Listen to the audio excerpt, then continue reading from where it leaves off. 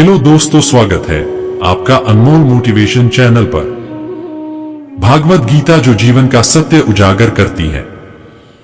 भागवत गीता जो एक ग्रंथ है जिसके बारे सभी जानते हैं। कहा जाता गीता का उपदेश जब दिया था भगवान कृष्ण ने, जब महाभारत में अर्जुन ने युद्ध करने से मना कर दिया था। महाभारत असत्य पर सत्य की जीत का प्रतीक माना जाता। हमें भागवत गीता से कभी कुछ सीखने को मिलता है जो मनुष्य को असली सत्य का अनुभव कराती है। जिस प्रकार भगवान कृष्ण ने अर्जुन के मन में उठ रहे सभी भ्रम को दूर किया था, आशा करते हैं आपके मन में उठ रहे भ्रम भी दूर होंगे। भागवत गीता के अध्याय 15-16 में भगवान कृष्ण ने क्या उपदेश दिए आज आपके साथ शेयर करते हैं। आशा करते हैं आपके मन में उठ रहे संपूर्ण विकार दूर हो और आप भी जीवन का सत्य जान सको। गीता में भगवान कृष्ण कहते हैं, मैं ही पांचनग्नि के रूप में समस्त जीवों के शरीर में स्थित रहता हूँ। मैं ही प्राण वायु और अपान वायु को संतुलित रखते हुए चार प्रकार के चबाने वाले, पीने वाले, चाटने वाले और चूसने वाले अन्नों को पचाता हूँ। मैं ही सभी जीवों के हृदय में आत्मा रूप में स्थित हूँ। मेरे द्वारा ही जीव को वास्तविक स्वरूप की स्मृति, विस्मृति और ज्ञान होता है।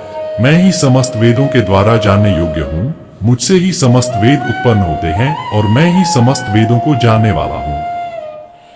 संसार में दो प्रकार के ही जीव होते हैं, एक नाशवान और दूसरे अविनाशी। इनमें समस्त जीवों के शरीर तो नाशवान होते हैं और समस्त जीवों की आत्मा को अविनाशी कहा जाता है।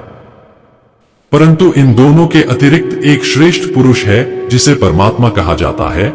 वह अविनाशी भगवान तीनों लोकों में प्रवेश करके सभी प्राणियों मनुष्यों का भरण पोषण करता है। क्योंकि मैं ही क्षर और अक्षर दोनों से परे स्थित सर्वोत्तम हूँ, इसलिए संसार में तथा वेदों में पुरुषोत्तम रूप में विख्यात हूँ। जो मनुष्य इस प्रकार मुझको संशयरहित होकर भगवान रूप से जानता है, वह व्यक्ति मुझे ही सब कुछ जानकर सभी प्रकार से मेरी ही भक्ति करता है। इस प्रकार यह शास्त्रों का अति गोपनीय रहस्य मेरे द्वारा कहा गया है। हे भरतवंशी, जो व्यक्ति इस परम ज्ञान को इसी प्रकार से समझता है वह बुद्धिमान हो जाता है और उसके सभी प्रयत्न पूर्ण हो जाते हैं। आसुरी स्वभाव वाले व्यक्ति जीवन के अंतिम समय तक असंख्य चिंताओं के अधीन रहते हैं। उनके जीवन का परम लक्ष्य केवल इंद्रिय तृप्ति के लिए ही निश्चित रहता है। आसुरी स्वभाव वाले व्यक्ति आशारूपी सैकड़ों रस्सियों से बंधे हुए कामनाओं और क्रोध के अधीन होकर इंद्रिय विषय भोगों के लिए अवैध रूप से धन को जमा करने की इच्छा करते रहते हैं। आसुरी स्वभाव वाले व्यक्ति सोचते रहते हैं कि आज मैंने इतना धन प्राप्त कर लिया है, अब इससे और अधिक धन प्राप्त कर लूंगा। मेरे पास आज इतना धन है, भविष्य में बढ़कर और अधिक हो जाएगा। आसुरी स्वभाव वाले व्यक्ति सोचते रहते हैं कि वह शत्रु मेरे द्वारा मारा गया और उन अन्य शत्रुओं को भी मैं मार डालूंगा। मैं ही भगवान हूँ, मैं ही समस्त ऐश्वर्य को भोगने वाला हूँ, मैं ही सिद्ध हूँ, मैं ही सबसे शक्तिशाली हूँ और मैं ही सबसे सुखी हूँ।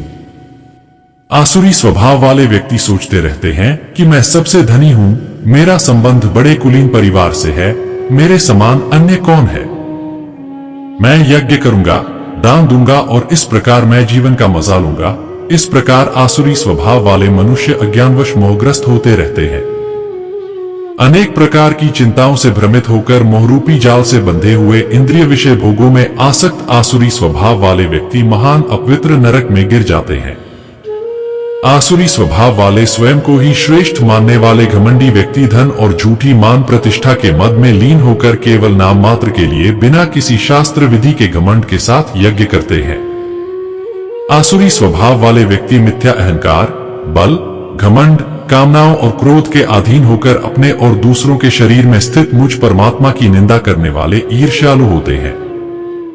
आसुरी स्वभाव वाले ईर्ष्यालु, क्रूर कर्मी और व्यक्तियों में अधम होते हैं। से अधम मनुष्यों को मैं संसार रूपी सागर में निरंतर आसुरी योनियों में ही गिराता रहता हूँ।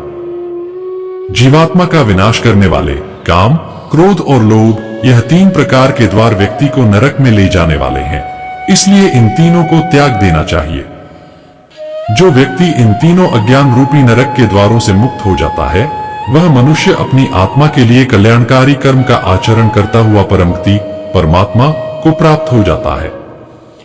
जो व्यक्ति कामनाओं के वश में होकर शास्त्रों की विधियों को त्याग कर अपने ही मन से उत्पन्न की गई विधियों से कर्म करता रहता है, वह मनुष्य न तो सिद्धि को प्राप्त कर पाता है, न सुख को प्राप्त कर पाता है और न परमगति को ही प्राप्त हो पाता है।